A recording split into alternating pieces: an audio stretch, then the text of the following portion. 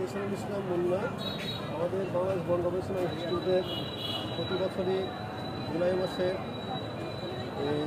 বৃক্ষরোপণ মেলায় আমরা স্টল করি। এটা যেমন বাঘের মাথা সংগ্রহ করা আছে, আমাদের বাঘের মাথার খুলি, তারপরে পটকা মাছ আছে, তপস্বী মাছ আছে, গোড়া সাপ, ক্রোকোডাইল, কুমিরের বাচ্চা, তারপরে পোয়া মাছ আছে। এরকম বিভিন্ন প্রজাতির এখানে মাছ সংগ্রহ করে কেমিক্যাল দিয়ে রাখা আছে। যেমন এটা দেখেন গনগনিয়া, 15/12/2003 সালে সংগ্রহ করা। এরকম অনেক মাছ আছে 2005, 2000 সাল, 2010 সাল সংগ্রহ করে রাখা।